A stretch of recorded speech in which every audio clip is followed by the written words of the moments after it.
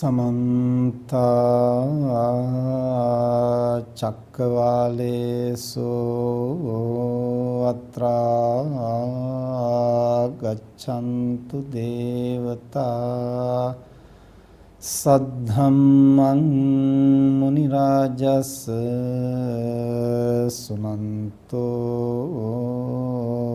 सग्गमोक्खदं ධම්මස්සවන කාලෝ අයං භදන්තා ධම්මස්සවන කාලෝ අයං භදන්තා ධම්මස්සවන කාලෝ අයං භදන්තා නමෝ තස් භගවතෝ අරහතෝ සම්මා සම්බුද්දස්ස නමෝ තස් භගවතෝ අරහතෝ සම්මා සම්බුද්දස්ස නමෝ තස් භගවතෝ අරහතෝ සම්මා සම්බුද්දස්ස කම්මස්සකා මානව සත්තා කම්මදායාදා කම්මයෝනි කම්ම බන්දු කම්ම පටිසරණෝ කම්මං සත්තේ විභජති යදිදං හීනප්පනීතතායාති. සද්ධාවන්ත පින්නතුනි, හැමදිනම ටික වෙලාවක් ධර්ම ශ්‍රවණය කරන්න සූදානම් වෙන්නේ. අද ධර්ම දේශනාවෙහි දායකත්වයෙන් දරන්නේ රජීව කේශිනී මෙත් සහ විවිනා ඩයස් බණ්ඩාරනායක සහ දුමින්ද්‍රා මාහින්කන්ද ඇතුළු පවුලේ සියලු දෙනා විසින් පින්කමේ මූලික අරමුණ අවුරුදු 9ක් පමණ තමන් සමග බොහොම සුරතලෙන් ජීවත් වෙලා මැයි මාස 19 වෙනි දින මිය පරලෝ යන්නට යෙදුණු බඩී සුරතල් සුනකයාට පුණ්‍යානුමෝදනා කිරීම. ඒ අරමුණ පෙරදරි කරගෙන තමයි ඒ සුරතල් සතා මිය ගිහිල්ලා දින 7ක් ගත වෙන අවස්ථාවේ ඒ සතාගේ භව ගමන සුවපත් කරන්නට හොඳ පින්කමක් සිද්ධ කරලා අනුමෝදන් කිරීමේ අදහසින් තමයි අද මේ ධර්ම දානමය පින්කම සිද්ධ කරන්නේ. එකවරම මේක ටිකක් අමුතු දෙයක් වගේ කෙනෙකුට හිතෙන්නට පුළුවන්. නමුත් ඒකේ ඇති කිසිම අමුත්තක් නැහැ. ඒ මොකද අපි පුරුදු වෙලා තියෙන්නේ මිනිස්සෙක් මිය ගියාම ඒ මිනිස්යාගේ භව ගමන සුවපත් කරන්නට පුණ්‍යානුමෝදනා කරන්නට තමයි බහුලව සමාජය හුරු වෙලා තියෙන්නේ. ඉතින් සතෙක් මිය ගියාම අපට පුණ්‍යානුමෝදනා කරන්න බෑ කියලා එකක් නැහැ. මොකද ඒ සතා මේ ජීවිතයේ සුනකෙක් හැටියට ජීවත් වුණාට මිය පරලෝ ගියාට පස්සේ නැවතත් සුනකෙක්ම වෙනවයි කියලා නියමයක් නැහැ. අපි දහමට අනුව දන්නවා මේ සසර ගමනේ සත්වයින් මරණාසන්න අවස්ථාවේ මතුවෙන කුසල කුසල කර්මානුව තමයි ඊළඟ ප්‍රතිසන්දිය ලබන්නේ.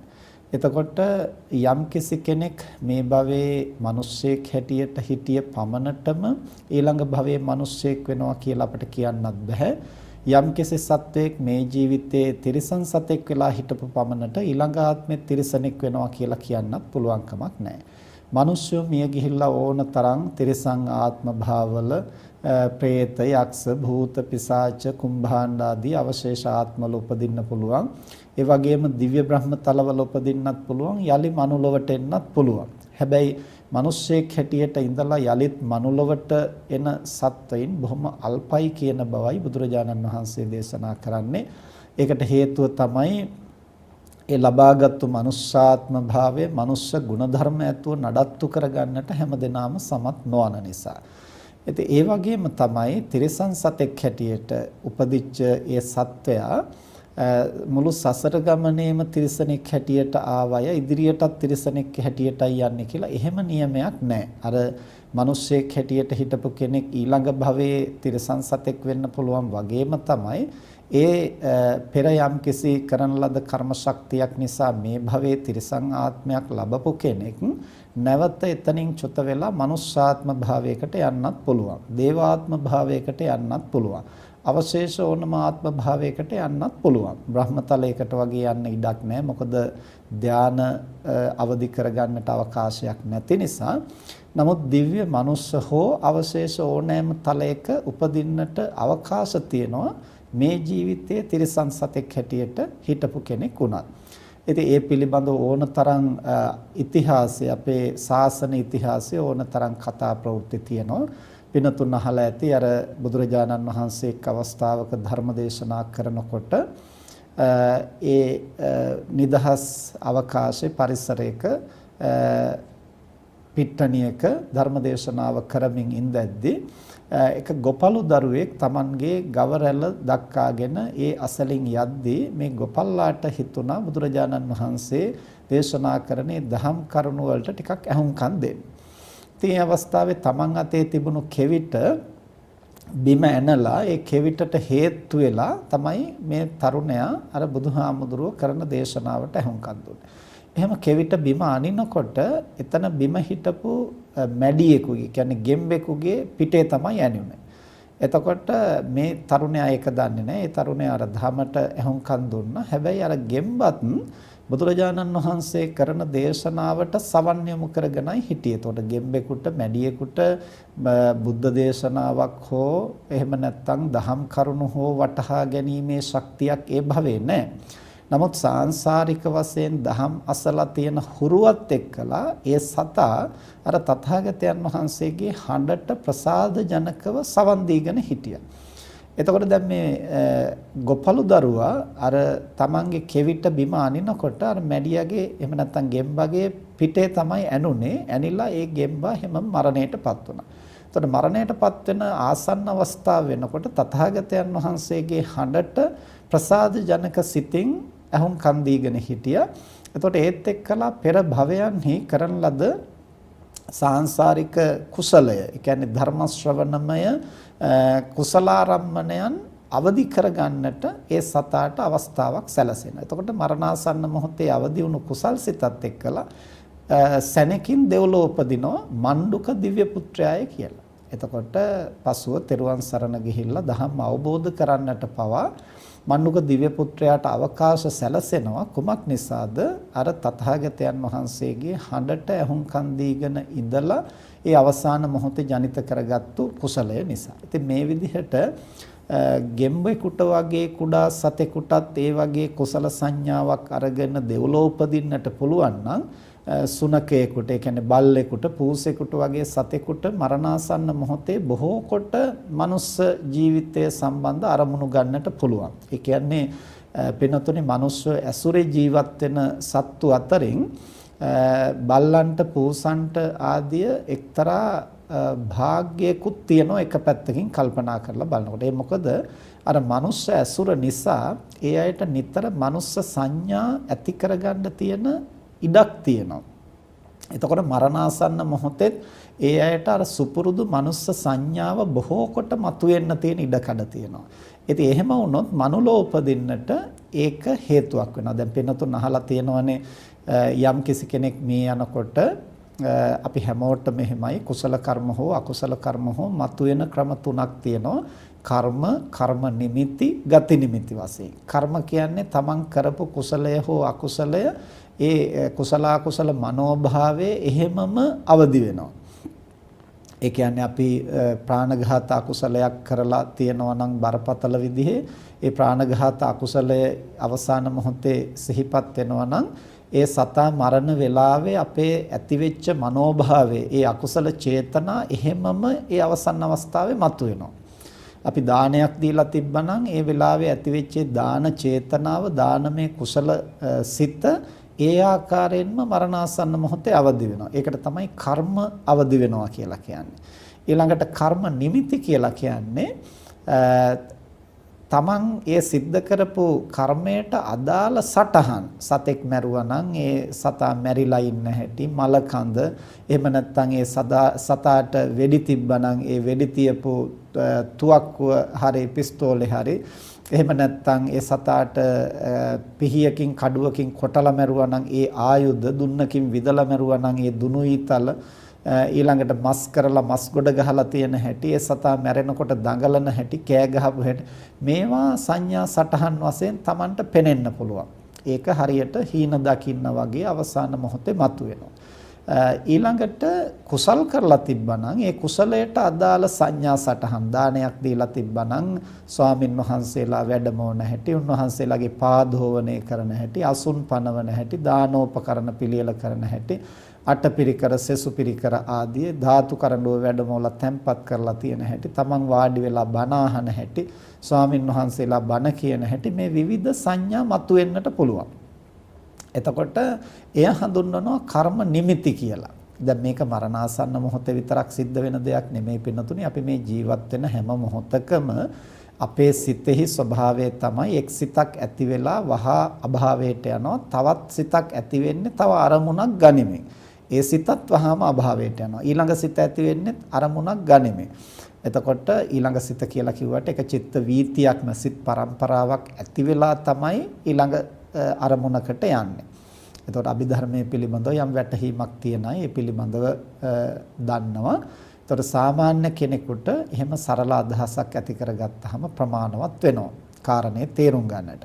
එතකොට යම්කිසි අරමුණක් ගනිමින් තමයි සිත් පහළ වෙන්නේ.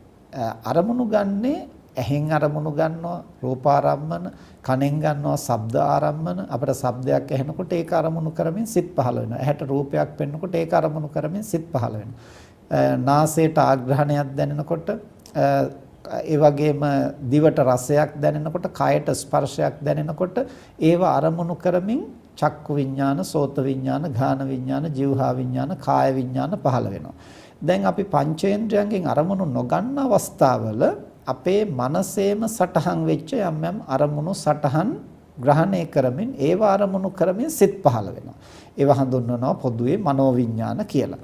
එතකොට දැන් අපි මේ ලෝකේ ජීවත් වෙන අවස්ථාවල අපට ඇහෙන් රූප දකිද්දි කනෙන් ශබ්ද අහද්දිත් අපට මනසේ කල්ැතුව ගත්තු සටහන් අරමුණු කරමින් සිත් පහළ වෙනවා. එතකොට අපි දැනට ඇහෙනොත් දකිමින් ඉන්න නිසා අර මනසට පෙනෙන දේ අපි පෙනෙනවා කියලා කියන්නේ ඒකට අපි කියන්නේ මතක් වෙනවා සිහිපත් වෙනවා කියලා. දැන් උදාහරණයක් හැටියට කිව්වොත් මේ බණ අහමින් ඉන්න ගමන් පන්සල මතක් කළොත් පන්සලේ දර්ශනය අපට පෙනෙනවා. නමුත් අපිට අපි ඒකට පේනවා කියලා කියන්නේ මට පන්සල මතක් වුණා, මට සිහිපත් වුණා කියලා තමයි කියන්නේ. හැබැයි නින්දෙදී අපි ඇහෙන් රූප දකින්නේ නැහැ. එතකොට පන්සලේ ඡායාව ඒ සටහන අපට සිහිපත් වුණොත් එතකොට පන්සල ළඟ ඉඳගෙන අපි පන්සල දිහා බලන්න වගේ හැඟීමක් අපට එනවා.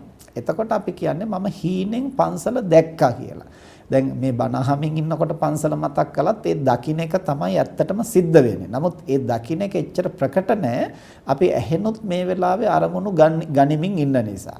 ඒ නිසා ඇහෙන් ගන්න අරමුණට අපි දකින්නවා, පෙනෙනවා කියලා කියනවා. අර මනසින් ගන්න අරමුණට අපි හිතෙනවා, මතක් වෙනවා කියලා කියනවා. හැබැයි නින්දෙදී ඇහෙන් ගන්න අරමුණ නවතින නිසා අපි අර සිතින් ගන්න එකට ඍජුවම කියනවා පෙනෙනවා කියලා. අන්න ඒ වගේ දෙයක් තමයි මරණාසන්න අවස්ථාවෙත් සිද්ධ වෙන්නේ. මේ පංචේන්ද්‍රයන්ගෙන් ගන්න අරමුණු දුර්වල වෙනවා. එහෙම දුර්වල වෙනකොට අපි සිතින් ගන්න අරමුණ වඩා ප්‍රකට වෙනවා, වඩා ප්‍රබල වෙනවා. එතකොට අර කර්ම නිමිති ආදී කර්ම නිමිති මතුවෙනකොට ඒව හරියටම මේ ඒ මොහොතේ එතන ඉඳගෙන පෙනෙන්න වගේ අපිට සටහන් මතුවෙන්න ගන්නවා. ඒක තමයි කර්ම නිමිති කියලා කියන්නේ. ඉතින් ඒක දැකපු දෙයක් සම්බන්ධ වෙන්න පුළුවන්, අහපු දෙයක් සම්බන්ධ වෙන්න පුළුවන්. දැන් ඒ සතෙක් මැරුවා නම් ඒ සතා කෑ ගහන හැටි, විලාප නගන හැටි, ඒවා Tamanට මේ දැන් ඇහෙනවා වගේ වෙන්නට පුළුවන්. දැන් අර පින්නතුන් අහලා ඇතිනේ බුදුරජාණන් වහන්සේ වැඩ සිටි දෙව්රම් මහ විහාරයේ අභියස හිටපු චුන්දසූකර කියන ඒ ඌරු මරණ මිනිස්සයා. ඒතකොට ඔහු අවසාන කාලේ අර ඌරෙක් ඌරන්ට තලනකොට කෑ ගහන්නේ කොහොමද? ඒ වගේ ඒ හඬින් ඒ විදිහට කෑ ගහන්න විලාප නගන්න පටන් ගත්තා කියනවා. එතකොට ඒ මොකද දැන් ඔහුගේ මනසේ සටහන් වෙලා තියෙන්නේ අර ඌරෝ කෑ ගහන හඬ. එතකොට ඒ සංඥා තමයි ඔහු බහුලව අරගෙන තියෙන්නේ. එතකොට ඒ සංඥා සිහිපත් වෙනකොට ඔහුගේ වේදනාව ඔහු පිට කරන්නේ ඒ විදිහේ අනුකරණයකින්. ඒ විදිහේ ස්වરૂපයකින්. එතකොට මේ විදිහට රූප, ශබ්ද, ගන්ධ, රස, ස්පර්ශ ඔය නොයෙක් දේවල් අපිට අරමුණු වෙන්නට පුළුවන්. ඒ කුසලය හෝ අකුසලයට සම්බන්ධ අරමුණු මතුවෙනවට කියනවා අපි කර්ම නිමිති කියලා. ඊළඟට ගති නිමිති කියලා කියන්නේ අපි යම්කිසි කුසල අකුසල කර්මයකින් යම් තැනක උපදින්නට නියමිත නම් ඒ උපදින්නට යන තැන පිළිබඳ සටහන්. ඒක දෙවිධයකට වෙන්නට පුළුවන්. කර්මයට අනුරූපව උපදින්නට යන තැන සටහන මතුවෙන්නත් පුළුවන්. එහෙම නැත්නම් උපදින තැන පිළිබඳව යම් සටහනක් ගත්තොත් ඒ සටහනට අනුරූපී වූ යම් කර්ම ශක්තියක් මතුවෙලා එතන ජනිත වෙන්නත් පුළුවන්. ওই දෙපැත්තම සිද්ධ වෙන්නට ඉඩ කඩ තියෙනවා. දැන් අර බල්ලෙක් බලලෙක් වගේ සතෙක් අපි ඇසුරේ ඉඳලා මිය යනකොට ඒ සතාට දීර්ඝ කාලයක් ඇසුරු කරපු මනුස්ස සටහන, මනුස්ස සංඥාව, මනුස්ස අරමුණ මතුවෙන්නට තියෙන ඉඩකඩ ගොඩක් වැඩි. එහෙම වෙනකොට එහෙම වුණොත් ඊට අනුරූපී වූ කර්ම ශක්තියක් එක්කලා ඒ සතාට මනුලව ජනිත වෙන්නට යම්කිසි වැඩි අවකාශයක් තියෙනවා. ඒක අපිට නිශ්චිතවම කියන්නට පුළුවන් කමක් නැහැ. අනිවාර්යයෙන්ම මනුල වෙනවා කියලා. මෙච්චර මේ මිනිස්සු හැටියට ඉඳලත් මනුස්ස අරමුණක් ගන්නට බොහෝ දෙනෙකුට බැරි එකේ තිරිසන් සතෙක් අනිවාර්යෙන් මනුස්ස අරමුණ ගන්නවා කියලා අපිට නිශ්චිතව කියන්නට පුළුවන් කමක් නැහැ. හැබැයි අර මනුස්ස වාසයෙන් පරිබාහිරව ඉන්න සත්තුන්ට වඩා මිනිස්සයා ඇසුරේ මිනිස්සයත් එක්කලා ආදරයෙන් සෙනෙහසින් වෙලිලා බැඳිලා ඉන්න සතෙකුට යලි මනුලොවට එන්න තියෙන අවකාශය සාපේක්ෂව බැලුවම වැඩි බවක් අපට හඳුනා ගන්න පුළුවන්. හැබැයි ඒත් එක්කම තවත් පැත්තක් මෙහිදී කියන්නට ඕන තව අනතුරුදායක පැත්තක්. ඒ මොකක්ද? දැන් සුනකයා හෝ එහෙම නැත්නම් පූසා හෝ ඒ සතා හුරතලයට හදනකොට ඌ අපිත් එක්කලා ඇලිලා බැඳිලා ඉඳලා ඌ මැරෙනකොට මනුස්ස සංඥාව ගන්න පුළුවන් ඉඩක් තියනවා වගේම තමයි මිනිස්සු තිරිසන් සත්තුත් එක්කලා ඇලිලා බැඳිලා වැඩිපුර ආදරයෙන් සෙනෙහසින් දැඩිව ඒ සත්තුන්ව උපාදාන කරගෙන හිටියොත් ඒ මිනිස්යාට මැරෙන මොහොතේ තිරිසන් සංඥාව එන්න තියෙන ඉඩකඩකුත් වැඩිපුර තියෙනවා.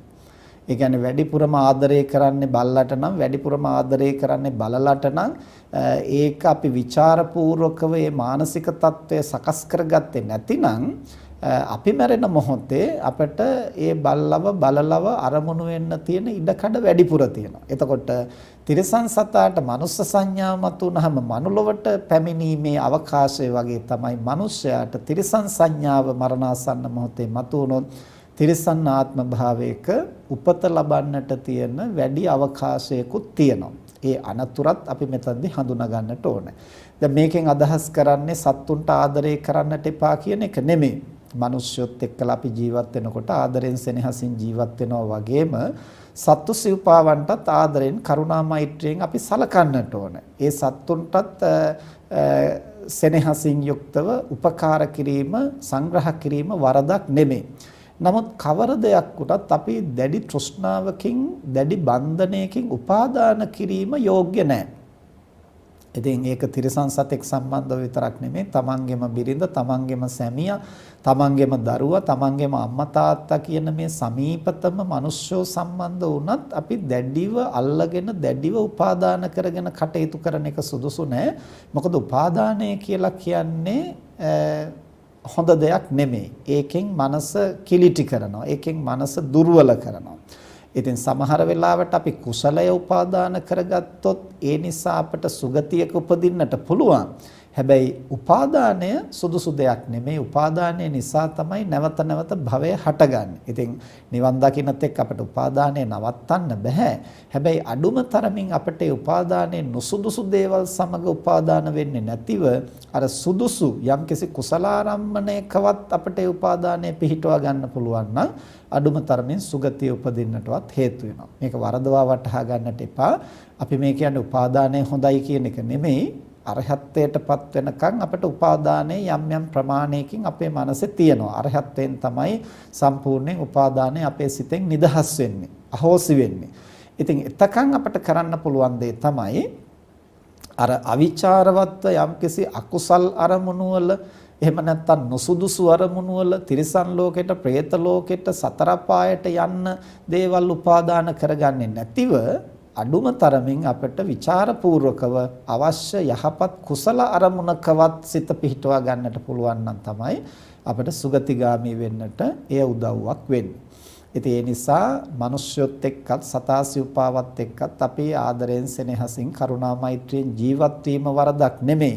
හැබැයි අපි මතක තියාගන්නට ඕනේ අපි කොච්චර ආදරයෙන් සෙනෙහසින් ජීවත් වුණත් අපි ඉඳද්දි එක්ක ඒ අය මේ යනවා, එක්ක ඒ අය ඉඳද්දි අපි මේ යනවා.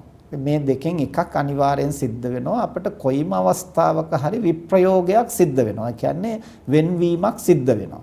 ඉතින් ඒ වෙන්වීම සිද්ධ වෙනකොට ඒක ශෝකයක් දුකක් බවට දරා ගන්න බැරි හඬා වැළපීමක් මට්ටමට පත් කරගන්නේ නැතිව අපි බුද්ධිමත්ව මනස පාලනය කරගන්නට අපට පුළුවන් වෙන්නේ ආදරයේ සෙනෙහස වගේම ලෝකේ යථාර්ථයත් අපි තේරුම් අරගෙන ජීවත් වුණොත් පමණයි. එහෙම නැත්නම් අපිට එතනදී ඇති වෙන ප්‍රිය විප්‍රයෝගේ දරා ගන්නට බැරි වෙනවා. ඒ මොකද ආදරයේ සෙනෙහසේ නාමයෙන් අපි ලෝකේ යථාර්ථය අමතක කරනවා. දැන් පින්නතුනේ අපි ලෝකය අවබෝධ කරගන්නකොට ජීවත් වීමේදී ආදරයේ සෙනෙහස නොපැවැත්විය යුතුයි කියන එකක් නෙමෙයි මේකෙන් කියන්නේ. ලෝකයේ තුල ජීවත් වෙනකොට බිරිඳ සහ සැමියා හැටියට ආදරයේ සෙනෙහස පැවතුනේ නැත්නම් ලෝකයක් පවතින්නේ නැහැ. මව්පියෝ සහ දරුවෝ හැටියට ආදරයේ සෙනෙහස පැවතුනේ නැත්නම් ලෝකේ පැවැත්මක් නැහැ. පැවැත්මට ඒවා අවශ්‍යයි. හැබැයි අපි මතක තියාගන්නට ඕනේ අපට ඒවා අවශ්‍ය වෙච්ච පමණට අපට පවත්ව ගන්නට ආදරයේ සෙනෙහස තිබිය යුතු වුණාට ලෝකේ කිසිවක් අපේ රුචිකත්වයට අනුව සදාකාලික වෙන්නේ නැහැ.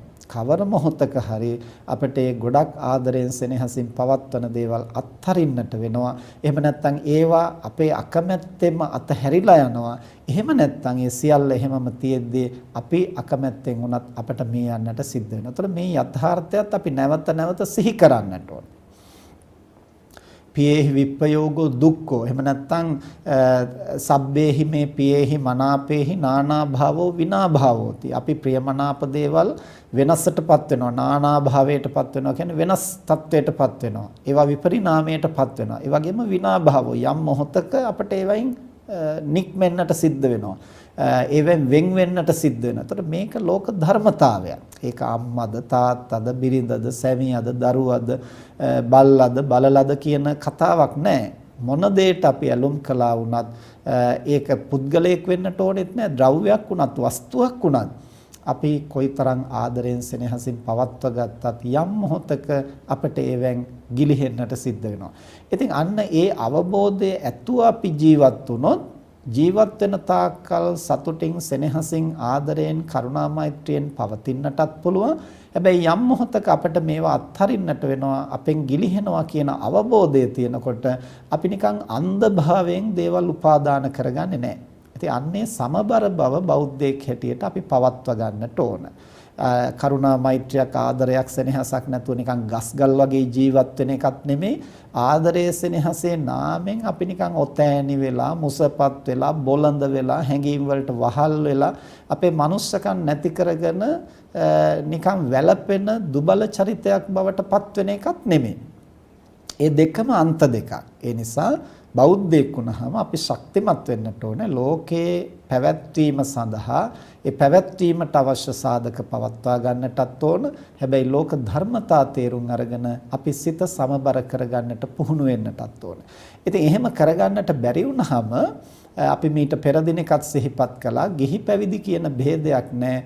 ඇතැම් අය හරියට මනස දුර්වල කරගන්නවා. ඒ කියන්නේ සමහර වෙලාවට මේ මිනිස්සෙක් මැරුණටත් වඩා සතෙක් සිව්පාවෙක් මැරුණන් පස්සේ තමන්ගේ මනස දුර්වල කරගන්නවා. අපේ ජීවිතය අපිට මුණ ගැහිලා තියෙනවා සමහර අය තමන්ගේ සුනකයා මැරුණා කියලා දවස් ගණන් කන්නේ බොන්නේ නැතුව නිදාගන්නේ නැතුව ඒ ගැන හූල්ල ඉන්න චරිතය.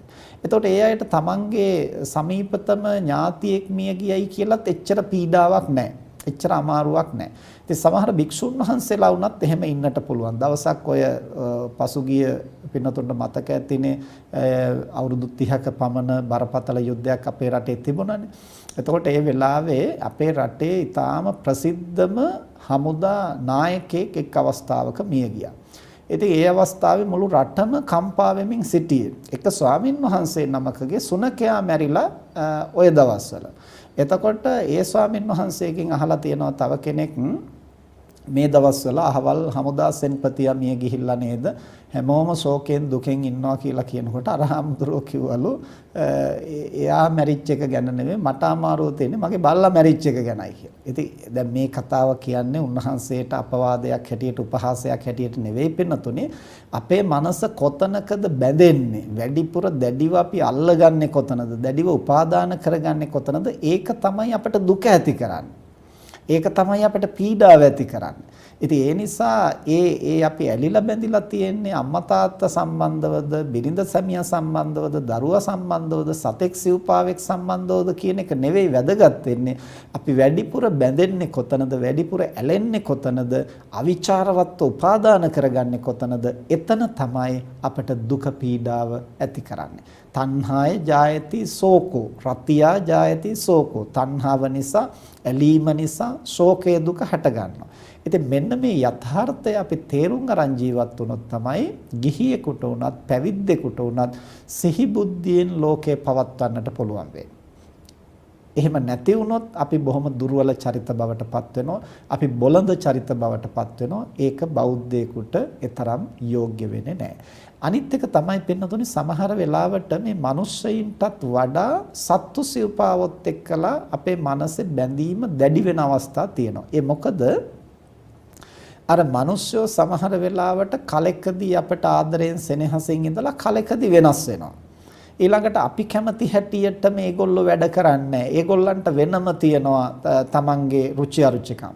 හැබැයි සත්තු ගොඩක් වෙලාවට විශේෂයෙන්ම සුනකයෝ ගොඩක් වෙලාවට තමන්ට කන්න බොන්න දෙන තමන් ආදරයෙන් හදා වඩා ගන්න ස්වාමියා කෙරෙහි ලොකු බැඳීමක් ලොකු සම්බන්ධතාවයක් පවත්වනවා.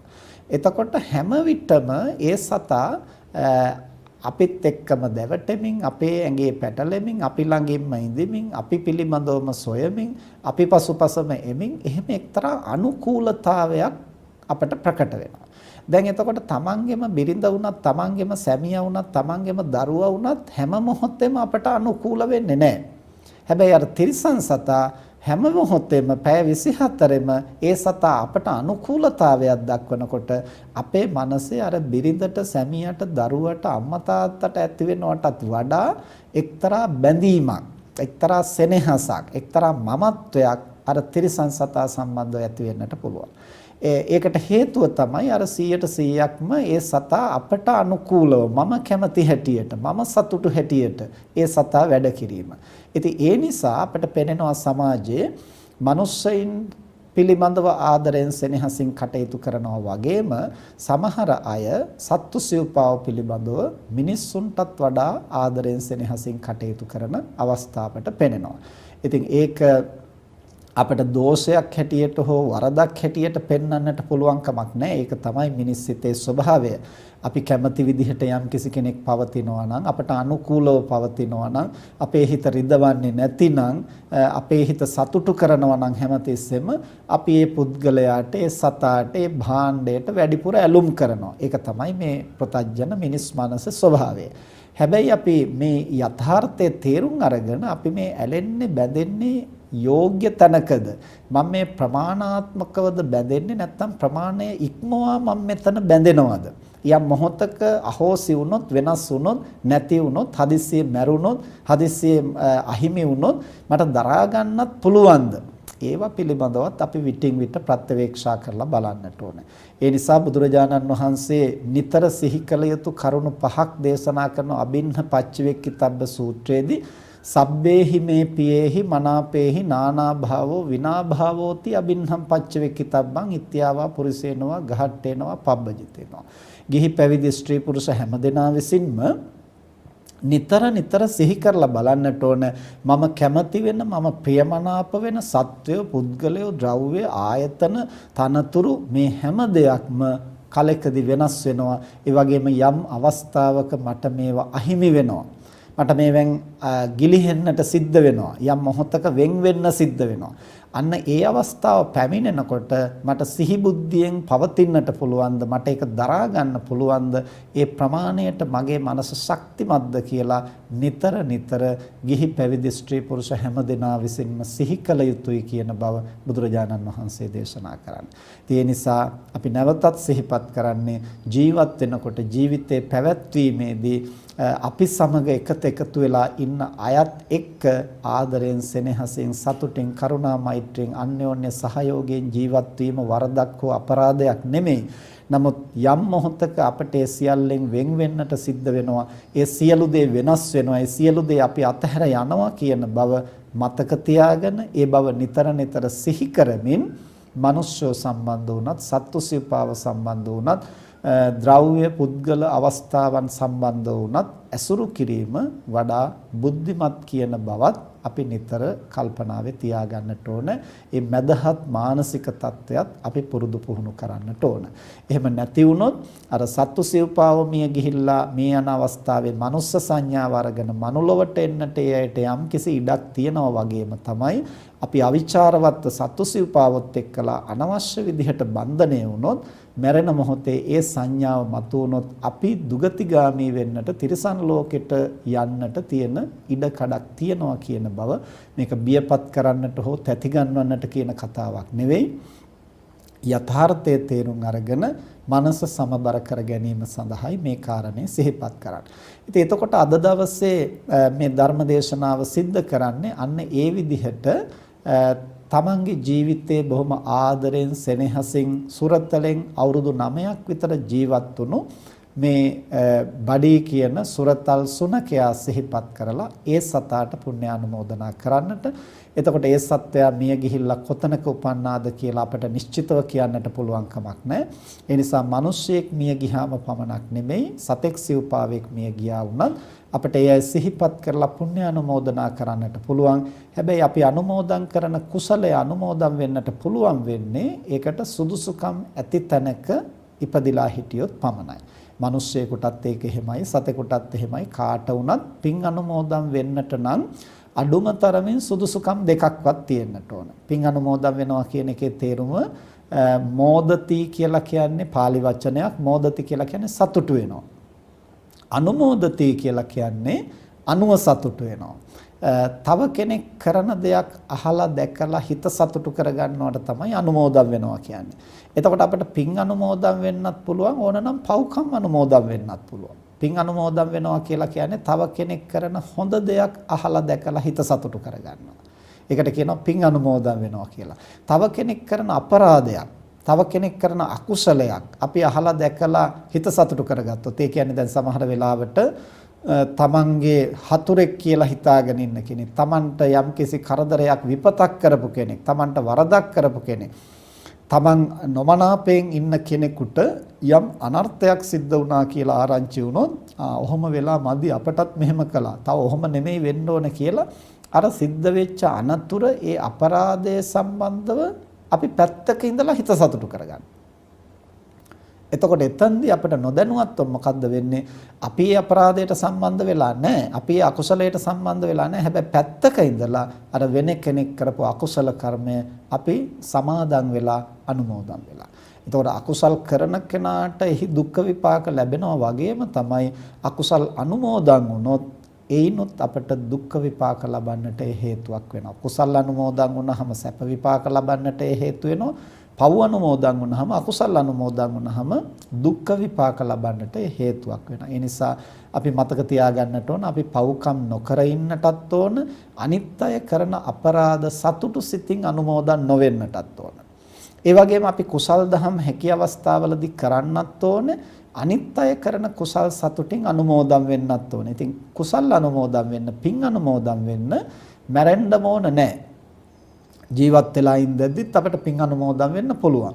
මැරුණහමත් අපිට පින් අනුමෝදන් වෙන්න පුළුවන්. ජීවත් වුණත් මිය ගියත් යම් සුදුසුකම් දෙකක් අනිවාර්යෙන් තියෙන්නට ඕන පින් අනුමෝදන් වෙන්නට නම්. මොනවද සුදුසුකම් දෙක කියලා කියන්නේ? පළවෙනි සුදුසුකම තමයි ඒ කරන පින්කම පිළිබඳව sannivedanaya වෙන්නට ඕන. ඒ කියන්නේ දැනුවත් වෙන්නට ඕන. දැනුවත් උනේ නැත්නම් අපිට ඒ අනුව හිත සතුටු කරගන්නට බැහැනේ. ඉතින් කෙනෙකුට දැනුවත් වෙන්න තියෙන ක්‍රම දෙකයි. එක්ක අහලා, එක්ක දැකලා. දැන් දේවත්වයක වගේ ඉන්න කෙනෙකුට නම් දිවසින්ම ඉන්න තැන ඉඳලම අහන්න දකින්න පුළුවන්. මේ බණ කියන ඒවා තමන් ඉන්න තැන ඉඳලම දිව්‍ය ශ්‍රෝතයෙන් අහන්න පුළුවන්. එතකොට දානයක් දෙනවා නම් තමන් ඉන්න දෙව්ලොව ඉඳලම දිව්‍ය චක්කුවෙන් දකින්න පුළුවන්. එතකොට එහෙම නැතිනම් ඒ අයට පුළුවන් ඒ පින්කම කරන තැනට ඇවිල්ලා අහන්න හෝ දකින්න. ඉතින් ඒ නිසා දෙවියන්ට පින් අනුමෝදන් වෙන්නට බාධාවක් නැහැ. යක්ෂ භූත പ്രേත පිසාච ආදී ඒ සත්වයින්ටත් ඒ කියන්නේ ඕපපාතික ආත්ම ලබාපු සත්වයින්ටත් ඉන්න තැනක ඉඳලා හරි පින්කම කරන තැනට ඇවිල්ලා හරි පින් අනුමෝදන් වෙන්නට බාධාවක් නැහැ. ඒක එක සුදුසුකමක් වෙනවා.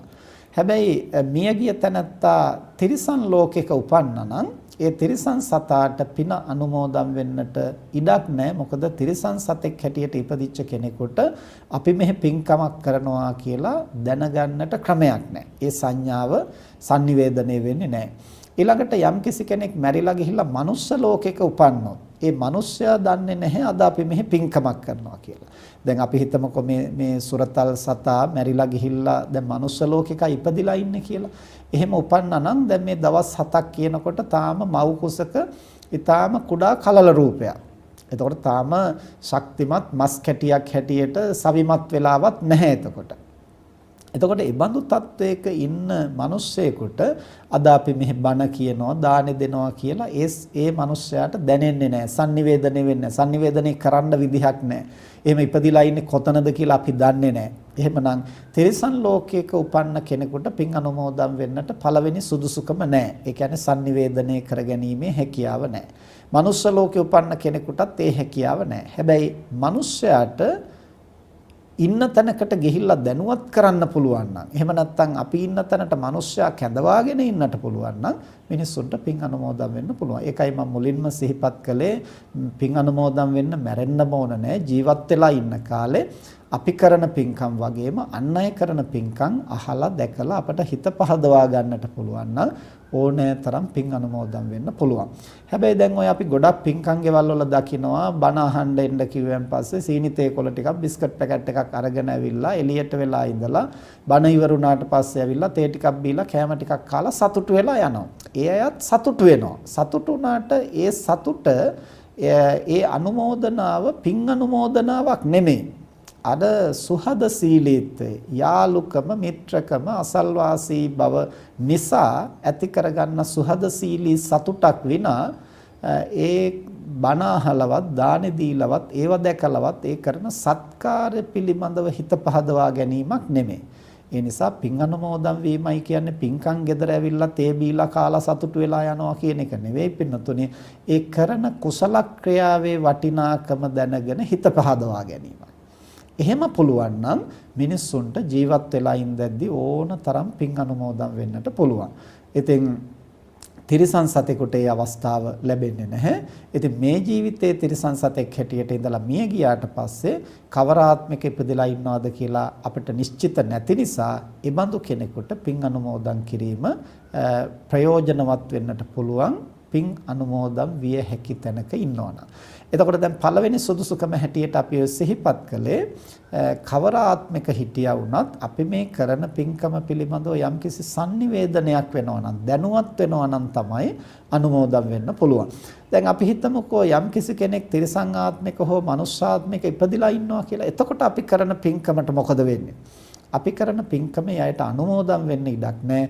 හැබැයි මේ පින අපේ ඥාතිවරයාට මේ සුරතලාට ලැබේවා ඒතනත්තාගේ ජීවිතය සුවපත් වේවා කියලා අපි ප්‍රාර්ථනා කරනකොට කොතනක හිටියා වුණත් යම්කිසි යහපතක් සිද්ධ වෙනවා.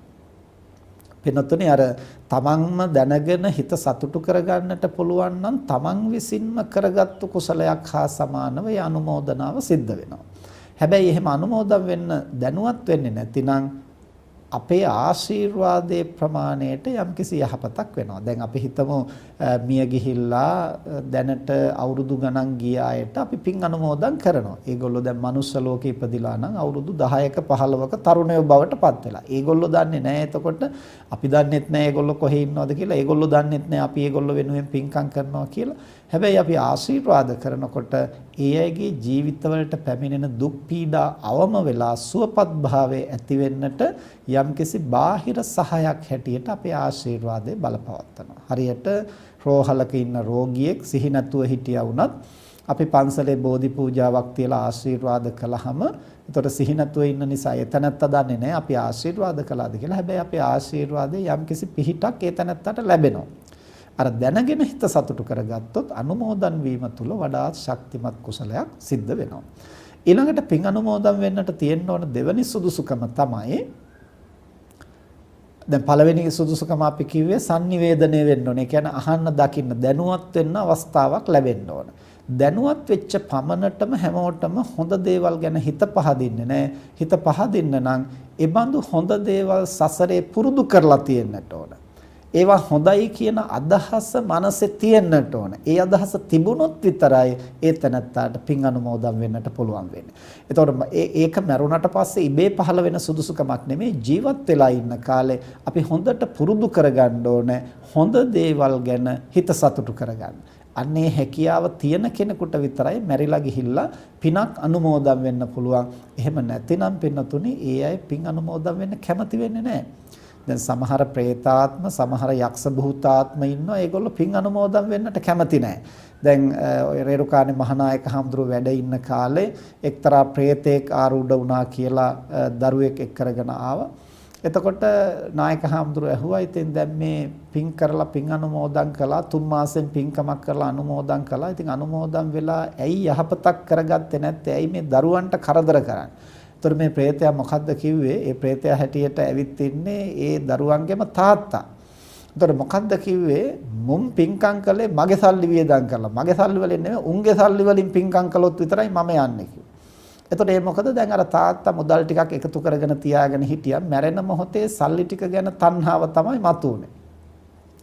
ඒකෙම പ്രേතාත්මයක් ලැබුවා. දැන් പ്രേතාත්මේ ලැබලත් අර මගේ සල්ලි ටික කියලා බලාගෙන ඉන්නවා. ඉතින් දරුවෝ කල්පනා කළා තාත්තගේ මුදල් අපි කාලා නාස්ති කරනවට වඩා හොඳයි තාත්තගේ පින්කම වෙනුවෙන්ම යොදවන්න ඕන කියලා දරුවෝ බොහොම සද්භාවයෙන් තමයි අර තාත්තගේ මුදල් ටික පින්කමට යෙදුවේ. හැබැයි මේ പ്രേතයා ඒකට හිත සතුටු කරගත්තා නෙමෙයි හිත නරක කරගත්තා. දැන් ඇත්තටම නම් ඔහු සතුටු වෙන්න ඕනනේ. මට ජීවත් වෙලා ඉන්න කාලෙවත් පින්කමක් කරගන්න බැරි වුණා. මගේ දරුවෝ මේ මුදල් ටික යොදවලා හොඳ පින්කමක් කළා කොච්චර වටිනවද කියලා. ඉතින් එහෙම හිත පහදවා ගන්න බෑ පින්නතුනේ. ඒවා මේ ඉබේ හටගන්න මනෝභාවයක් නෙමෙයි. මිනිස්සෙක් වෙලා ඉන්න කාලෙත් තමන්ගේ සල්ලි ටිකෙන් පින්කමක් කරන්න ඕනේ කියන අදහස මිනිස්සෙක් වෙලා ඉඳලා මේ මනස උසස් කාලෙත් මේ මිනිහට ඇති උනේ නැතිනම් අර පෙරේතෙක් වුණාට පස්සේ කොහොමවත් ඒ සංඥාව මතු කරගන්න බෑ. ඒ නිසා අපි ජීවත් වෙලා ඉන්න කාලේ පුහුණු කරන්න ඕන කුසලයේ දහමේ වටිනාකම තේරුම් ගන්නට මනස හුරු කරන්න ඕන. එහෙම හුරුවක් තිබුණු කෙනෙක් විතරයි මරුණට පස්සේ වුණත් පින් අනුමෝදන් කළාම අනුමෝදන් වෙන්නේ. එහෙම නැත්නම් ඒගොල්ලෝ ප්‍රතික්ෂේප කරනවා, ගැටෙනවා. එතකොට දැන් අර പ്രേතයාට අවශ්‍ය උනේ පින් අනුමෝදන් වෙන්න නෙමෙයි. තමන්ගේ සල්ලි ටික වියදම් කරපු එකේ පලිය ගන්න. එතකොට ඒ වෙනුවට ඒගොල්ලන්ගේ සල්ලි වියදම් කරවන්න. ඉතින් අන්න ඒ වගේ තත්වයන්ටපත් වෙන්නේ ඇයි ජීවත් වෙලා ඉන්න කාලෙත් මනුස්ස තත්වෙන් මනස පවත්වන්නේ නැහැ. ඉතින් මිය ගියාට පස්සෙත් හොඳ තත්වෙන් මනස පවත්වා ගන්න බැරි වෙනවා. ඒ නිසා බුදුරජාණන් වහන්සේ දේශනා කරනවා අපි పూర్වයේ කරන ලද යම්කිසි කුසල බලයක් නිසා මේ ජීවිතේ මිනිස්සෙක් හැටියට ඉපදිලා ඉන්නවා. ඒක දැනගෙන හරි නොදැනගෙන හරි පෙර භවයේ මරණාසන්න මොහොතේ අපට කුසලයක් සිහි වුණා. ඒ සිහි වෙච්ච නිසායි අද අපි හොඳ මනුෂ්‍යාත්ම භාවයක් ලබලා තියෙන්නේ. හැබැයි අවාසනාව කියන්නේ බොහෝ දෙනෙක් මේ ලබාගත්තු මනුෂ්‍ය ජීවිතේ මිනිස්සෙක් මට්ටමට නඩත්තු කරගන්නට දක්ෂ නැහැ. නඩත්තු කරගන්න දක්ෂ නැහැ කියලා කියන්නේ මැරිලා ගිහිල්ලා යලි මනුලොව නෙමෙයි වැඩි දෙනා උපදින්නේ නරක තිරිසන් പ്രേත අසුර කියන සතර අපායයි. බුදුහාමුදුරෝ දේශනා කරනවා මේ මනුස්ස ලෝකේ ඉපදිලා ඉන්න අය අතරින් දැන් ඒ අය සියලු දෙනා මහ පොළවේ පස් වලට සමාන කළොත් එහෙම එයින් නිය පිටට පස් ටිකක් ගත්තොත් අන්න ඒ වගේ සුළු ප්‍රමාණයක් තමයි මනුලෝ ඉපදිලා මනුස්ස ධර්ම ප්‍රගුණ කරගෙන manussත්වයේ රැකගෙන යලිත් මනුලොවට එන්නේ. අනිත් සියලු දෙනාම නරකාදී නරක තිරිසන් പ്രേත අසුර කියන මේ සතර අපායට උරුමකම් කියනවා.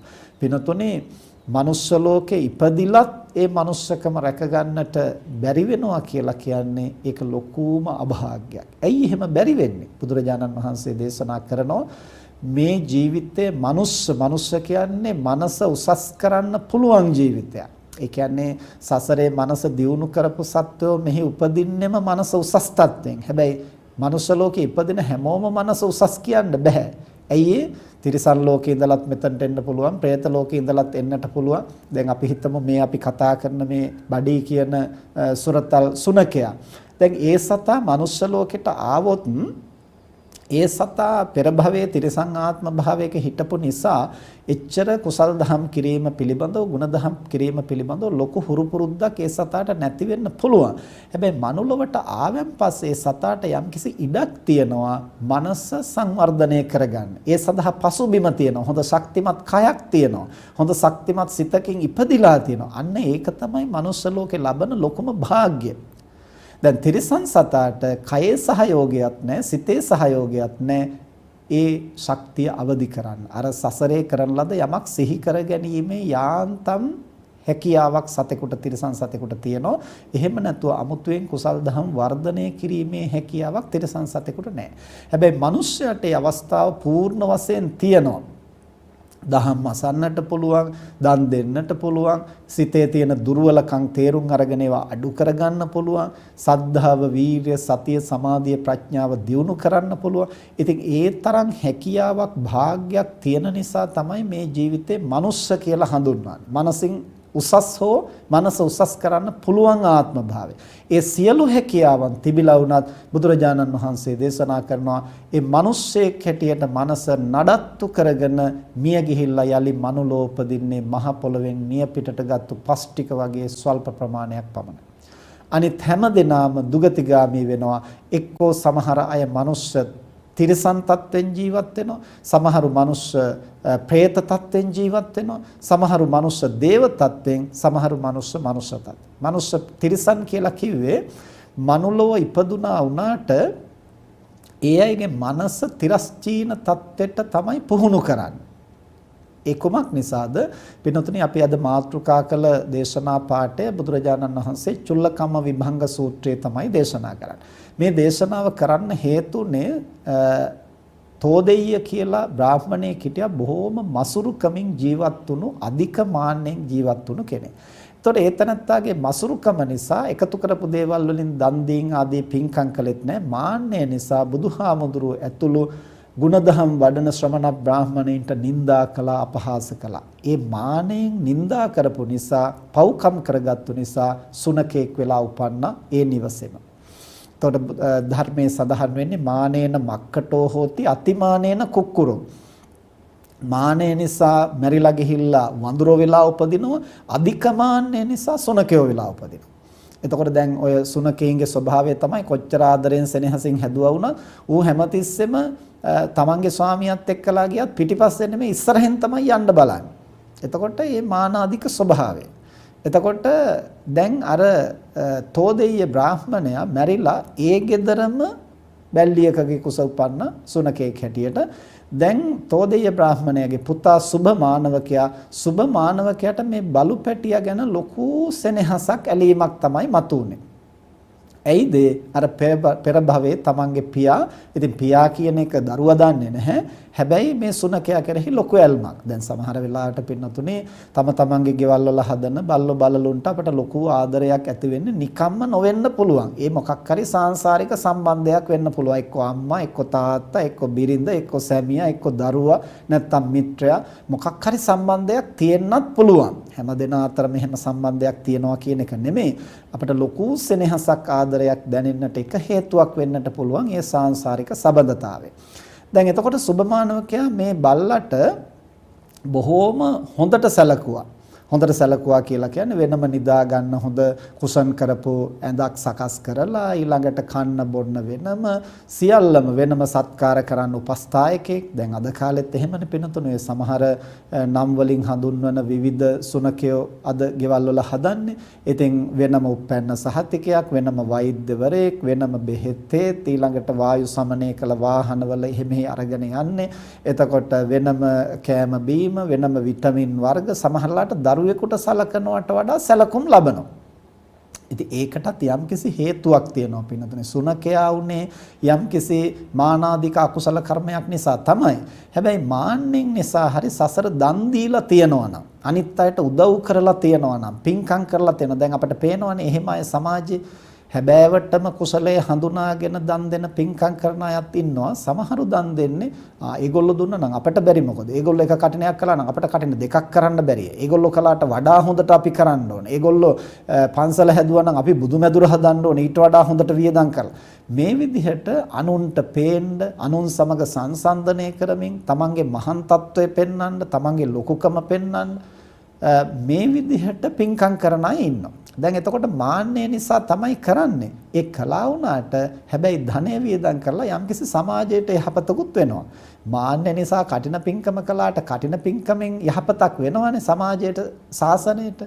මාන්නය නිසා චෛත්‍ය හැදුවට, මාන්නය නිසා බුදුමැදුර හැදුවට ඒකෙන් බොහෝ දෙනා වැඳුම් පිදුම් කරලා පින් සිද්ධ කරගන්නවනේ. එතකොට අර මාන පරවශ භාවය නිසා සුනකයෙක් වෙලා උපදින්නට පුළුවන්. හැබැයි අර සසරේ අනිත් අයට උදව් කරපු නිසා, කණ්ඩ බොණ්ඩ දීපු නිසා එහි විපාකය අර සුනකයා වෙලා ඉපදුනත් අනුන්ගෙන් කණ්ඩ බොණ්ඩ සැප සත්කාර සියල්ලක් ලැබෙන්නට පුළුවන්. ඉතින් අද කාලේ උපදින ඔය හුඟක් උසස්යයි සම්මත වූ සුනකයන් ඒ විදිහේ අය වෙන්නට පුළුවන්. සුනකාත්ම ඉපදිලා තියෙනවා. හැබැයි බොහෝ සැප සම්පත් විඳිනවා, සත්කාර ලබනවා. ඒක ධර්මයේ හඳුන්වනවා ප්‍රතිසන්දි විපාකය සහ ප්‍රවෘත්ති විපාකය කියලා. ප්‍රතිසන්දි විපාකය කියන්නේ උත්පත්තියට බලපාන කර්ම ශක්තිය. එතකොට මානය අධික නිසා ඒ අකුසල කර්ම බලය නම් උපතේදී බලපෑවේ සුනකෙක් වෙන්නට ඒ හේතුවක් වෙනවා. හැබැයි සාංශාරික වශයෙන් අනිත් අයට උදව් කරලා, උපකාර කරලා, කන්න බොන්න දීලා, ජීවත් කරලා, සැප සම්පත් දීලා තියනවා නම් ඒවාෙහි විපාකය ඉපදුනාට පස්සේ ලැබෙනවා. ඒවා හඳුන්වනවා ප්‍රවෘත්ති විපාක කියලා. ඉතින් සමහර අය ඉන්නවා උත්පත්තිය හොඳයි, ඒ කියන්නේ ප්‍රතිසන්දි විපාකය හොඳයි, ප්‍රවෘත්ති විපාකය හොඳ නැහැ. එහෙම අය තමයි මනුස්ස ලෝකෙ ඉපදිලා ඉන්නවා. මනුස්ස ලෝකෙ උපදින්නේ ප්‍රතිසන්දි විපාකයේ හැටියට හොඳ කුසලයක් මැරෙන මොහොතේ සිහිපත් වෙලා තියෙනවා. හැබැයි ජීවිතේ පැවැත්වීමේදී අනිත් අයගෙන් උපකාර ලබන්න, කන්න බොන්න ලබන්න, සැප සම්පත් ලබන්නට තරම් සසරේ අනිත් අයට දීලා පින්කම් කරලා නැහැ. අර යම්කිසි හිත පහදවාගත්තු කුසලයක්, සීලමය කුසලයක් හෝ රැස් කරගෙන තියෙනවා. ඒ කුසලයේ මරණාසන්න මොහොතේ ඒ චිත්ත ප්‍රසාදයේ මතුවීම නිසා මනුලෝ ඉපදිලා තියෙනවා. හැබැයි අනිත් අයට උදව් කරලා, කන්න බොන්න දීලා, උපකාර කරලා, බෙහෙත් තෙත් දීලා සලකලා නැති නිසා ඒ සත්කාර උපකාර කිසිවක් ලැබෙන්නේ නැහැ. සමහර කෙනෙක් ඉන්නවා ප්‍රතිසන්දි විපාකයක් හොඳයි, ප්‍රවෘත්ති විපාකයක් හොඳයි. එතකොට මනුස්ස ලෝකේ ඉපදිලා බොහෝ සැප සම්පත් ඇතුව ජීවත් වෙනවා. තව සමහරු ඉන්නවා ප්‍රතිසන්දි විපාකය හොඳ නැහැ, හැබැයි ප්‍රවෘත්ති විපාකය හොඳයි. එතකොට බල්ලෝ බලල්ලු වෙලා උපදිනවා, හැබැයි සැප ලබනවා. තව සමහරු ඉන්නවා ප්‍රතිසන්දි විපාකයක් හොඳ නැහැ, ප්‍රවෘත්ති විපාකයක් හොඳ නැහැ. එතකොට බල්ලෝ බලල්ලු වෙලා උපදින්නට පුළුවන්, හැබැයි කන්න බොන්න නැතුව තන තන අනිත් අයගෙන් ගුටි කකා, කුෂ්ඨ හැදිලා මහ පාරවල් වල නිදා ගන්න තැනක් නැහැ, කන්න දෙයක් නැහැ, කිසි කෙනෙක් සලකන්නේ නැහැ. නොසලකා හැරපු ජීවිත ගත කරන්න වෙනවා. එතකොට තිරිසන් ආත්මෙ ඉපදිලත් තියෙනවා, අසීමිතව දුක් විඳිනවා. මෙහෙම විවිධ ආකාරයෙන් මේ කුසල අකුසල කර්ම බලපානවා. ඉතින් අපි පැහැදිලි කරගෙන ගියේ බුදුරජාණන් වහන්සේ දේශනා කරනවා සමහර කෙනෙක් ඔය විදිහට මනුස්ස ලෝකේ ජීවත් වෙනවා. හැබැයි මනුස්ස ධර්ම නෙමේ, ඊළඟ භවයේ තිරිසනෙක් වෙන්නට අදාළ ගුණාංග තමයි පුරුදු කරන්නේ. අර විදිහට තෘෂ්ණාව, මසුරුකම, අනිත් අයගේ ගුණයට නිග්‍රහ කිරීම, තමන් හුවා දැක්වීම, අන් අය හෙලා දැකීම, සත්පුරුෂකම් නැතුව පැවතීම, මේ විදිහට තිරිසනෙක් වෙන්නට අවශ්‍ය ධර්මතා පුහුණු කරන. ඊළඟට මත්ද්‍රව්‍ය පාවිච්චි කිරීම, සිහිනුවන නැති කර ගැනීම, සත්තු සිව්පාව වගේ ලැජ්ජ බය නැතුව වැඩ කිරීම, මෙබඳු හේතු නිසා යම්කිසි කෙනෙක් තිරිසන් ලෝකෙට යන්නට මඟ හදා ගන්නවා. බුදුහාමුදුරුවෝ ඒ බඳු අය හඳුන්වනවා මනුෂ්‍ය තිරිසන්. මිනිස්සෙක් හැටියට ඉපදලා තියෙනවා. නමුත් තිරස්චීන බවට යන්න තමයි ප්‍රතිපත්තිය පුහුණු කරන්නේ. එතකොට මේ මනුකය අහෝසි වෙනකොටම ඒ අය තිරිසන් ලෝකෙ උපදිනවා. තව සමහරු ඉන්නවා මනුෂ්‍ය പ്രേත. මනුලෝ ඉපදිලා ඉන්නවා. හැබැයි പ്രേත තත්ත්වයට යන්න තමයි මනස පුහුණු කරන්නේ. ඒ කියන්නේ මසුරුකමින්, තෘෂ්ණාවෙන්, කෑදරකමින් තමන් හරි හම්බ කරගත්තු දේ තමන් අනුභව කරන්නෙත් නැහැ, අනුන්ට දෙන්නෙත් නැහැ. ඒ වගේම කිසිම පිරිසිදුකමක් නැහැ. මේ විදිහට කායික පිරිසිදුකමක් නැහැ, මානසික පිරිසිදුකමක් නැහැ. මසුරු මලින් තෘෂ්ණාවෙන් කෙලසිලා දේවල් සමග දැඩිව බන්ධනය වෙලා ඒ බන්ධනයත් එක්ක මැරිලා ගිහිල්ලා പ്രേත ලෝකේ උත්පත්තිය ලබනවා. එතකොට ඒ අය මිනිස්සෙක් හැටියට ඉපදිලා හිටියට പ്രേත තත්වයට යාමේ ප්‍රතිපදාව තමයි පුහුණු කරන්නේ. මනුකය අත්හරිනවත් සමගම പ്രേත ලෝකෙහි උත්පත්තිය ලබනවා මේ මනුෂ්‍ය പ്രേත. තව සමහර අය ඉන්නවා මනුෂ්‍ය දිව්‍ය. ඒ කියන්නේ මනුෂ්‍ය ලෝකෙ ඉපදිලා ඉන්නවා කරුණා මෛත්‍රියෙන් බොහෝ කොට අනිත් අයට උපකාර කරනවා, සංග්‍රහ කරනවා, පින්කම් කරනවා. ඒ කුසලයාගේ විපාකයේ හැටියට මනුකය ගිලිහෙනකොටම ඒ අය දේවත්වයේ උපදිනවා, මනුෂ්‍ය දේව. තව සමහර කෙනෙක් ඉන්නවා මනුෂ්‍ය ලෝකයේ ඉපදිලා ඉන්නවා මනුෂ්‍ය ධර්ම සමාදන් වෙලා කටයුතු කරනවා. මොනවද පින්නතුනි මනුෂ්‍ය ධර්ම කියන්නේ? පංචශීල ප්‍රතිපදාව. මනුෂ්‍යත්වය කියලා කියන්නේ මා පමණක් නොවේ අනිත් අයත් හොඳින් ඉන්නට ඕන. මගේ ශක්ති ප්‍රමාණයෙන් අනුන්ගේ යහපත පිණිස මම ක්‍රියා කරන්න ඕන. මේක තමයි මූලික මනුෂ්‍ය ධර්මය. එතකොට මේ මූලික මනුෂ්‍ය ධර්මයේ අපි පිළිහිටියොත් ඒතනත්තා තමයි පංචශීල ප්‍රතිපදාව ආරක්ෂා කරන්නේ. එතකොට මං විතරක් නෙමෙයි අනිත් අයගේ ජීවිත රැකෙන්න ඕන කියන අදහස ඔහුට තමයි මතුවෙන්නේ. මගේ සම්පත් විතරක් නෙමෙයි අනුන්ගේ සම්පතත් රැකෙන්නට ඕන. මේ විදිහට පංචශීල ප්‍රතිපදාව බලහත්කාරයෙන් රකින්න එකක් නෙවෙයි පින්නතුනේ. ඒක සමාදන් වෙලා පුහුණු කරගන්නට ඕන. හැබැයි මනුෂ්‍ය ධර්මයක් හැටියට අපි තුල ප්‍රගුණ වෙන්නට ඕන. එහෙම ප්‍රගුණ වුණොත් ඒ පංචශීල ප්‍රතිපදාව හේවත් මනුෂ්‍ය ධර්මයේ පිහිටීමේ ප්‍රතිඵලයක් හැටියට ඒ තනත්තා මනුකයෙන් ගිලිහෙනවත් සමගම යලිත් මනුෂ්‍ය ලෝකයේ උපදිනවා. එක්තරා අවස්ථාවකදී නාග ලෝකේ ඉපදිච්ච නාගයෙක් වෙස් වලාගෙන මනුලොවට ඇවිල්ලා පැවිදි වුණා. පසුව මේක දැනගත්තට පස්සේ බුදුහාමුදුරුවෝ ඇහුවා ඇයිද එහෙම වංචාවක් කළේ? එතකොට කිව්වා මට නිවන් දකින්නට ගුණධම් වඩන්නට අවශ්‍යයි. පස්සේ බුදුහාමුදුරුවෝ අවවාද කරනවා එහෙම වංචා කරන්නට එපා. ඔබට නිවන් දකින්නට ඕන නම් ඔබ මනුලොවට එන්න. මනුලොවට එන්නට ඕන නම් ඔබ මනුස්ස ප්‍රතිපදාව අනුගමනය කරන්න. කුමක්ද මනුස්ස ප්‍රතිපදාව? පංචශීල ප්‍රතිපදාවයි කියලා බුදුරජාණන් වහන්සේ අවවාද කළා. ඉතින් මේ විදිහට මනුලොව ඉපදිච්ච සමහර කෙනෙක් මනුස්ස හැටියට කලාතුරකින් ජීවත් වෙනවා. තව සමහරු බොහෝ පින්කම් කරලා දේවත්වයට යන්නට මඟ සලස්වා ගන්නවා. සද්ධා, සීල, සුත, ත්‍යාග, ප්‍රඥා කියන මේ ගුණ ධර්ම දියුණු කරගෙන තව සමහර කෙනෙක් තිරිසන් ලෝකයට යන්න, പ്രേත ලෝකයට යන්න මඟ හදා ගන්නවා. ඉතින් යමෙකුට මනුෂ්‍යාත්ම භාවයක් ලැබිලා තියෙනවා යම්කිසි පූර්වකృత කුසලයක් නිසා එය තිරිසන් പ്രേත තත්වයට ඇද වැටෙන්නේ නැතිව ආරක්ෂා කරගෙන මනුෂ්‍ය තත්වෙන් නඩත්තු කරගන්නට පුළුවන් නම් එය ලබාගත්තු මනුෂ්‍ය ජීවිතයේ මහත් වූ භාග්යක් කියන බව බුදුහාමුදුරෝ දේශනා කරනවා.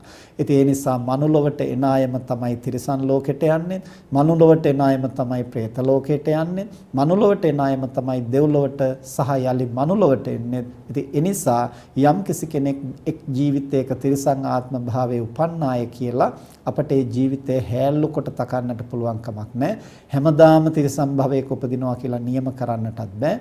ඒ තිරිසන් ආත්මේ මේ ජීවිතේ හිටපු කෙනා යලි මනුලෝ හෝ දෙව්ලෝ හෝ කවර හෝ ආත්ම භාවයක උපදින්නට පුළුවන්. ඒ නිසා පින් අනුමෝදන් කිරීම නිෂ්ඵල වෙන්නේ නැහැ. කොතනක හෝ ඉඳලා සතුටු සිතින් අනුමෝදන් වෙන්නට පුළුවන් නම් ඒ සත්වයාට මේ කුසලයේ පිහිට පිණිස පවතිනවා. ඒ වගේම අපිත් තේරුම් ගන්නට ඕන අපි යම් දවසක මිය යනවා. ඒ මිය යන මොහොතේ ඇලීමෙන් බැඳීමෙන් තෘෂ්ණා උපාදානෙන් නුසුදුසු දේවල් අපි උපාදාන කරගෙන හිටියොත් අපට සුගතියක් නෙවෙයි දුගතියකුයි හිමි වෙන්නේ. ඒ නිසා පෙර කරන ලද යම් කුසල බලයකින් අපට හොඳ මනුෂ්‍යාත්ම භාවයක් ලැබුණා.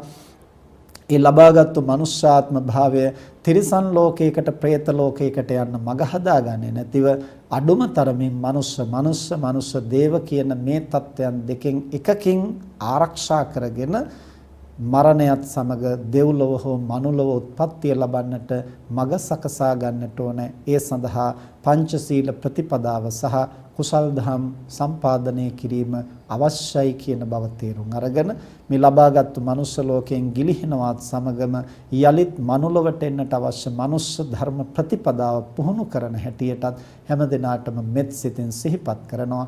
මෙතෙක් වේලා ධර්ම ශ්‍රවණය කිරීමෙන් සිදු කරගත් සියලු කුසල් දෙවියන් සහිත ලෝකයාටත් මිය පරලෝකීය ඥාතීන්ටත් ඔබ අප හැම දිනාටමත් බුදු පසේ බුදු මහරහතන් වහන්සේ නිවී සැනසී පැමිණ වදාළ උතුම් නිවනින් සැනසීම පිණිසම හේතු වේවා කියලා ප්‍රාර්ථනා කරා.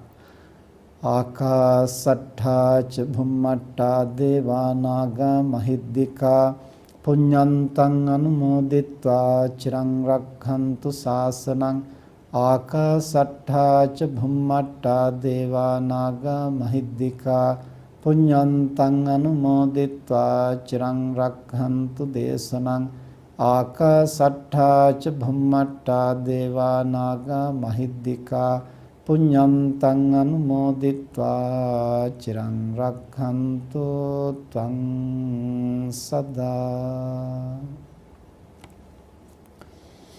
අද ධර්මදේශනාවෙහි දායකත්වයෙන් දරන්නේ රජීව කේශිනී මෙත් සහ විවිනා ඩයස් බණ්ඩාරනායක සහ දුමින්ද්‍රා මාහින් කන්ද ඇතුළු පවුලේ සියලු දෙනා.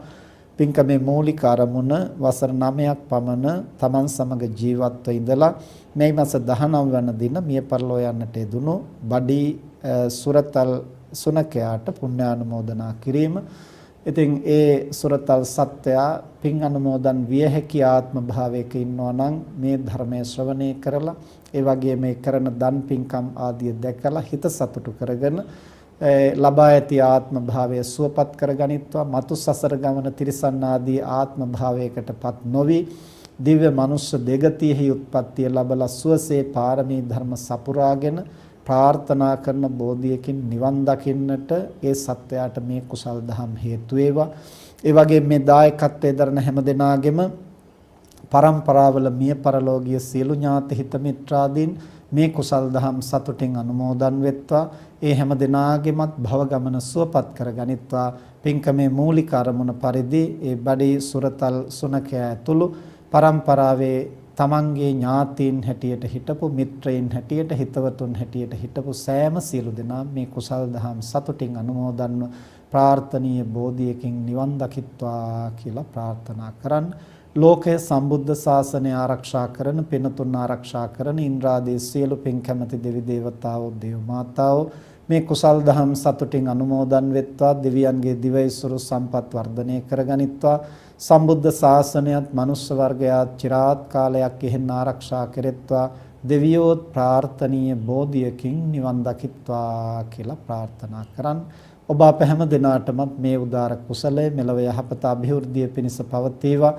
සසර වාසය කරන තාක් නරකාදී සතර අපායකට මිත්‍යා දෘෂ්ටි කුලයකටපත් නොවීම පිණිස කල්යාණ මිත්‍ර සම්පත්තිය සද්ධර්ම ශ්‍රවණය ලැබීම පිණිස හේතු වේවා. බුදු පසේ බුදු මහරහතන් වහන්සේ නිවී සැනසී පැමිණ වදාළ උතුම් නිවනින් සැනසීම පිණිසම හේතු වේවා කියලා ප්‍රාර්ථනා කරන්න. හැම දිනාටම තෙරුවන් සරණයි. බුද්ධං शरणं गच्छामि धम्मं शरणं गच्छामि